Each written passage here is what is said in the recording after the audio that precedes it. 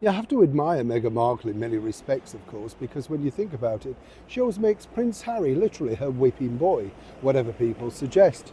And that's the reason why he, not she, had to do this. As ever, let me explain. Morning, good to see you. Thank you so much for your time today. By the way, I wanted to share this with you. I've just read this and I just find it incredible when you think, because do you still put out anything for Santa Claus? We haven't had a wave, sorry, ever. No, do you though? You see, apparently this has now dropped off, another thing that's gone. And of course, you used to have to put out either a bit of cheese, didn't you? A carrot for Rudolph, or, a bit of cake or all that sort of stuff, or even a sherry, some people. I know, when you think about it, how gullible were you, Shall we put a sherry out for Santa? Suddenly it was dry when you came down, all right, But do you still do that if you've got grandchildren or children yourself? Is it a lost thing? I don't know about you, I just think it's a bit of fun, why not, that sort of stuff. It just cheers people up, doesn't it, And of course, once we lose these things, well, they're gone forever then, aren't they? We've got to try and keep something going, ultimately. Now, let's get back to your royal story of the day.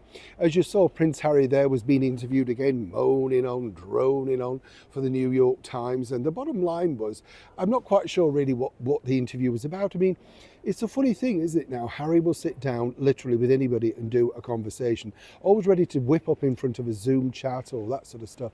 Never really Meghan Markle. She's found her forte trying to be prized off red carpets. If you saw recently at the Tyler Perry thing, you just couldn't shift her off the carpet. Now I understand that this is where she feels the most comfortable. As I've said, it's a natural habitat, posing up and down, look at me, pretending to sort of gasp at seeing the guest of honour. But clearly you must be in touch. After all, is the godfather to your children. It can't be that much of a shock to see him, can it? Really? But of course, this is acting. This is the fakery of Hollywood. The other fakery is this, that Meghan Markle, you see, you'll notice is very, very, very shrewd about not putting anything on record about herself in a negative light. And the bottom line is this, you see, when you think about it, she's never spoken openly about any of the problems that he's had, mental health and all that sort of stuff. Very briefly touched upon, I didn't feel all right, thank you for asking, that sort of stuff. But apart from her, I've only scratched the surface, you can't really pin too many things. That's the reason why she told, according to my source, Prince Harry that he had to refute those marriage, divorce, speculation, house sales rumours. And that's what he did with the New York Times, sitting down with them, making sure that it was he, not she, that said there were no problems, they were simply getting on with their best life, living it, etc. You understand how this works now.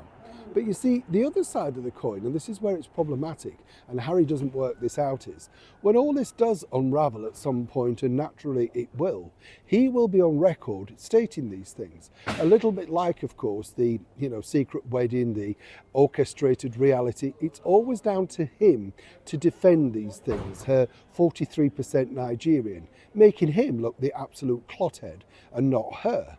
He hasn't woken up to this fact yet, but clearly at some point somebody might point it out that, well, why doesn't Meghan on the red carpet come out and defend her marriage and say to the world just how much she loves being your wife? Clearly she's too busy posing like Madonna in a Vogue video.